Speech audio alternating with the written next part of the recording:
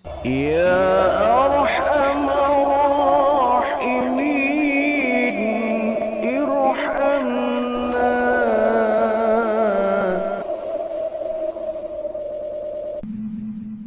Ilmu, pecinta ta'lim yang dirahmati oleh Allah Subhanahu wa taala. Semoga kita senantiasa mendapatkan perlindungan dan bimbingan dari Allah Subhanahu wa taala. Amin ya rabbal alamin. Kembali kita akan mengkaji kitab Nashihul Ibad. Ada satu ucapan dari seorang ulama besar, Hatim Al-Aswam rahimahullah, di mana beliau berkata, al-ajalatu minasyaitani. Tergesa-gesa itu datangnya dari setan. Illa fi hamsati mawadi'ah. Kecuali ada 5 hal. Fa innaha min sunati Rasulullah sallallahu alaihi wasallam. Yang menjadi sunnah baginda Rasul. Jadi segala sesuatu yang dikerjakan dengan terburu-buru, dengan tergesa-gesa, biasanya itu datang dari setan. Rasa tergesa-gesa, rasa terburu-buru, itu datangnya dari setan. Kita sholat terburu-buru, itu karena setan yang menggoda kita. Kita wudhu terburu-buru, itu pun setan yang mengotak-atik kita. Kita baca Al-Quran terburu-buru, itu pun datangnya dari setan. Di segala perbuatan yang dikerjakan tergesa-gesa dan terburu-buru, setanlah yang ngotak-ngatik kita. Kita makan, minum terburu-buru pun hasilnya akan jelek dan negatif. Di segala perbuatan yang dikerjakan dengan terburu-buru, itu merupakan sifat dari setan. Nah, tetapi tidak semua pekerjaan yang terburu-buru itu, yang tergesa-gesa itu, datangnya dari setan. Illa fi hamsati mawadi'a fa innaha min sunani Rasulullah sallallahu alaihi wasallam. Ada 5 hal yang harus dikerjakan terburu-buru dan itu merupakan sunnah dari baginda Rasulullah sallallahu alaihi wasallam. Jadi kalau yang lain terburu-buru datangnya dari setan, 5 hal ini terburu-buru merupakan sunnah dari baginda Rasulullah sallallahu alaihi wasallam. Apa saja? Yang pertama, it'amud dhaifi idza nazala. Tergesa-gesa ketika menjamu tamu di rumah kita yang dia sedang kelaparan. Menjamu tamu atau musafir yang singgah di rumah kita harus dengan tergesa-gesa, apalagi dia mungkin dari tempat yang jauh, ya. Dia letih, capek dan mungkin lapar, ya. Mampir ke rumah kita jangan hanya ngajak ngobrol saja, ya. Kita ngajak bercerita saja, tapi segera suguhkan minimal minuman, ya. Paling tidak minuman agar dia bisa menghilangkan dahaganya. Jangan ada musafir atau tamu, ya. Tamu datang ke rumah kita, sampai pulangnya kita nggak menyediakan apa-apa. Alangkah kejam dan bakhilnya. Ya mungkin tamu yang datang ke rumah kita dia nggak minta disuguhin apa-apa.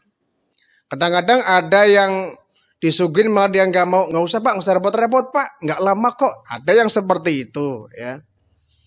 Dia nolak atau tidak, mau menikmati hidangan kita atau tidak, suguhan kita mau dimakan atau tidak, itu lain urusan. Tapi sebagai tuan rumah, kewajiban kita menjamu tamu kita sesegera mungkin. Harus peka, ya, jangan sampai ada tamu kita ajak ngobrol sampai berjam-jam. Dia kelihatannya pengen ada yang dimakan, pengen ada yang diminum. Kita nggak sadar, kita nggak menyadari itu, kita nggak ngeh. Kita asik ngobrolin dia sampai hampir pulang. Ketika mau pulang baru dia bilang, jangan buru-buru, ini ada minuman yang bisa keluarkan. Tadi ngapain saja? Ya.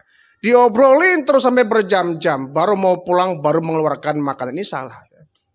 Segera ketika ada tamu singgah ke rumah kita, ya minimal minuman. Walaupun tadi sang tamu mungkin gak minta, Sang tamu nggak mengharapkan, cuma etisnya kita sebagai tuan rumah, ya, kita harus menyediakan. Itulah kita sebagai orang timur, ya, yang terkenal dengan sopan santunnya, rendah hatinya, suka berbaginya. Apalagi yang datang misalkan tamu dari jauh, dia sudah capek, letih, kita nggak segera menyajikan apa yang ada. Ya, kecuali bulan puasa sih lain cerita, ya. Tamu datang ke rumah kita di siang hari sedang melaksanakan saum Ramadan misalkan, ya lain cerita. Ya, ini maksudnya dalam kondisi normal tidak berpuasa, datang tamu ke rumah kita, segera hidangkan walaupun sekedar minuman. Satu. Yang kedua yang harus dikerjakan dengan tergesa-gesa, tajhizul mayyiti idza mata. Mengurus jenazah ketika sudah meninggal dunia. Ini segera. Mengubur jenazah, mengurus jenazah dari memandikan, mengkafankan, menyolatkan, menguburkan, fardu kifayah ini sesegera mungkin.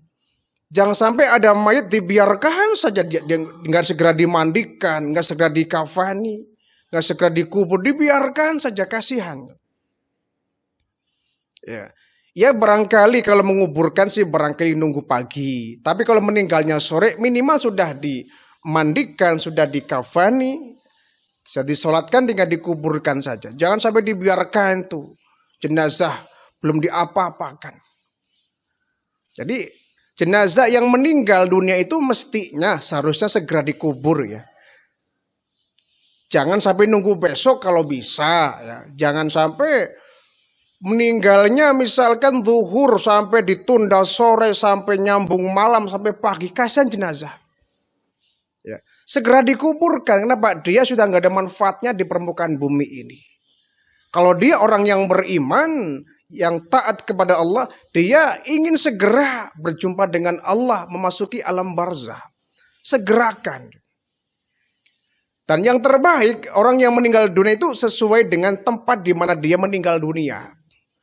Dia orang Cirebon, tinggal di Jakarta, meninggal di Jakarta, maka sebaiknya dikubur di Jakarta. Tidak usah repot-repot dibawa pulang ke Cirebon. Dia orang Bandung, ya, datang ke Cirebon, ketika meninggal dunia tidak usah repot dibawa ke Bandung, dikuburkan di tempat dia meninggal dunia. Seperti baginda Rasulullah Sallallahu Alaihi Wasallam, beliau lahir di Mekah, meninggal di Madinah, dan beliau dikuburkannya pun di Madinah, tidak dibawa pulang ke Mekah. Kadang-kadang kita ini sering dibikin repot sendiri. Orang tinggalnya di Cirebon, aslinya orang Kalimantan misalkan, langsung dibawa Kalimantan. Kenapa? Di sana sudah ada kuburan keluarga. Ngapain? Semua makam sama. Kuburan alam barzah semuanya sama, ya. Mau dikubur di Cirebon, mau dikubur di Bandung, dikubur di Jakarta, di Indonesia, di Singapura, bahkan di Mekah, alam barzah semuanya sama. Tidak usah kemudian merepot-repot dibikinlah kemudian makam keluarga, ya. Akhirnya yang meninggalnya di luar kota, dadakan dibawa ke kampung, ada makam keluarga. Ngapain? Kan biar enak, Pak, ketika ziarah itu ngumpul. Yang namanya ziarah kubur kan nggak mesti kita di hadapan kuburnya. Kalau misalkan makamnya ada di luar kota, doanya kan nyampe. Kita mendoakan sang ahli kubur, sang mayit yang dikubur di luar negeri pun sampai doanya kok. Tidak harus datang ke makamnya. Iya, kalau makamnya gampang dijangkau. Kalau makamnya di luar kota, bahkan di luar negeri, apa mesti ke sana? Kan tidak. Jadi ziarah kubur tuh mendoakan, kita kirim Al-Fatihah, kirim doa, dimanapun nyampe. Tidak harus kita ngejedok di depan kuburannya. Ya. Ini dalam rangka bahwa Islam ini agama yang memudahkan. Ya. Allah itu menginginkan kemudahan kok. Allah mengharapkan kemudahan, tidak menyulitkan. Yang sekiranya bisa digampangkan, jangan disulitkan. Itu. Orang Papua, ya, tinggal di Cirebon, ketika meninggal dibawa ke Papua, itu kan sudah berapa biaya harus dikeluarkan. Sudahlah dikubur di Cirebon saja. Toh alam barzah semuanya sama. ya. Jadi mengurus jenazah mayit itu harus segera, jangan ditunda-tunda. 2. Yang ketiga, perbuatan yang harus disegerakan dan harus tergesa-gesa, tazwijul binti idza balagat, menikahkan anak perempuan apabila telah dewasa. Ini segera. Ketika anak kita sudah dewasa, sudah siap berumah tangga, bahkan sudah mapan memiliki pekerjaan yang layak, punya penghasilan, jangan ditunda-tunda. Kadang ada anak yang dia masih pengen kerja, nggak sadar umurnya sudah sampai, sudah limit ya. Sudah 40 tahun baru mau nikah. Sudah 50 tahun baru mau nikah. Ya memang nggak apa-apa, nggak berdosa, cuma ini hal yang baik. Nikahkan ibadah, segerakan mungkin. Dan lebih memungkinkan ketika menikah usia produktif ya, usia 20, 25, 27, itu lebih produktif, dimungkinkan akan mudah mendapatkan keturunan ya. Mohon maaf. Ya memang bukan berarti sudah usia 40, 50 ketika usia perkawinan nggak bakal punya anak, tidak. Hanya saja secara kesehatan lebih memungkinkan orang yang nikah muda mendapatkan keturunan daripada ketika dia menikah sudah memasuki limit usia yang sudah tua. Ya. Jadi nikah itu ibadah dalam rangka kita menghindari dosa.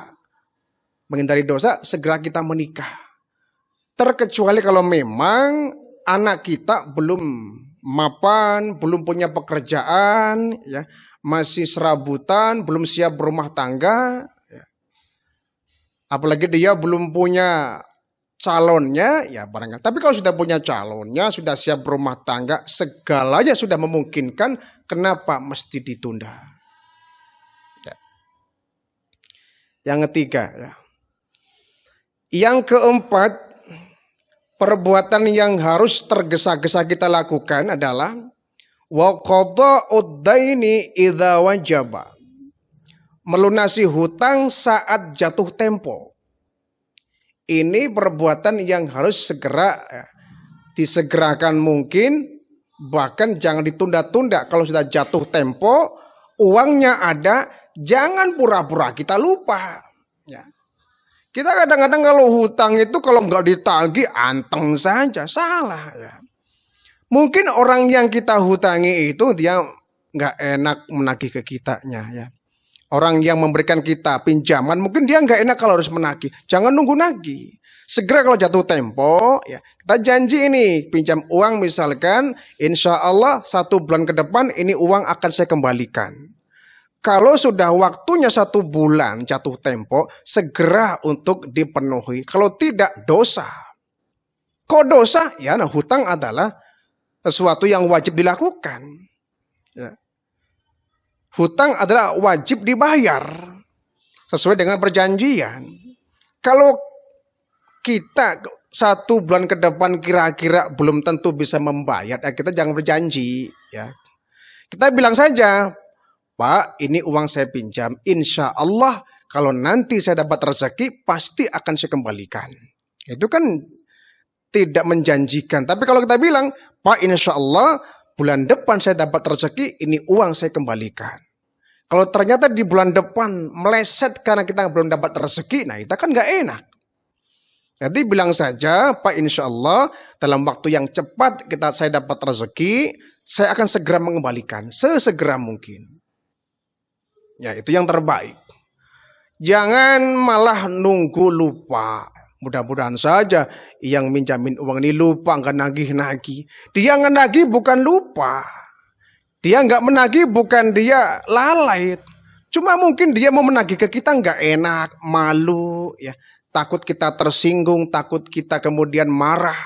Sehingga dia nggak menagih kitanya. Kitanya mesti ngerti dalam hal ini, ya. Lebih bagus lagi sebelum jatuh tempo kita kembalikan. Ya. Kita kembalikan sesegera mungkin. Jangan ada uang nanti. Kan saya bilangnya bulan depan akan membayar utang ini. Nanti biar ada uang juga masih ada yang lain kok. Nanti Nanti terus saat jatuh tempo uang habis, rusaklah persahabatan kita. Dan hutang ini ya, hutang piutang sangat rentan menghancurkan persaudaraan. Menghancurkan persahabatan. Orang yang baik-baik bisa bermusuhan gara-gara hutang piutang. Keluarga bisa pecah belah gara-gara hutang piutang. Jadi hutang ini adalah media yang sangat ampuh menghancurkan silaturahim dan persaudaraan kita. Maka hati-hati ya. Maka dalam Al-Quran, ayat yang menggambarkan tentang hutang piutang itu paling panjang. Ya. Dalam Al-Baqarah itu. Sangat panjang itu. Ayat yang panjang bukan yang menerangkan sholat. Ayat yang panjang bukan menerangkan tentang puasa. Ayat yang panjang bukan menerangkan tentang haji. Ayat yang panjang bukan menceritakan tentang jihad. Tapi ayat yang terpanjang dalam Al-Quran adalah yang isinya membahas hutang piutang. Ini betapa hutang piutang ini sering menjadi permusuhan. Bahan permusuhan, bahan percekcokan. Jika bakal terjadi perpecahan keluarga, hutang piutang. Sepele tetapi harus, kalau umpama kita tidak mampu membayar, jangan menjanjikan. Dan kita sebagai orang yang memberikan hutang itu kepada orang, kalau sekiranya orang yang kita tagih itu kelihatannya nggak mampu, miskin, untuk memberikan makan anak istri pun dia barangkali repot, kita jangan memaksa lah ya. Kita akan memberikan hutang bukan untuk bisnis, kecuali untuk dibisniskan ya. Untuk diribakan, direntenkan, itu lain soal. Itu mah orang sejahat-jahatnya orang. Tapi kalau kita memberikan hutang niatnya menolong, saat orang tersebut sekiranya dia nggak mampu, miskin, dan dia mungkin serabutan, nggak jelas penghasilannya, sudahlah, daripada kita menjadi permusuhan, kita lepas aja. Kita sodakohkan, kita infakkan. Toh itu dapat pahala bagi kita. Itu yang terbaik ya.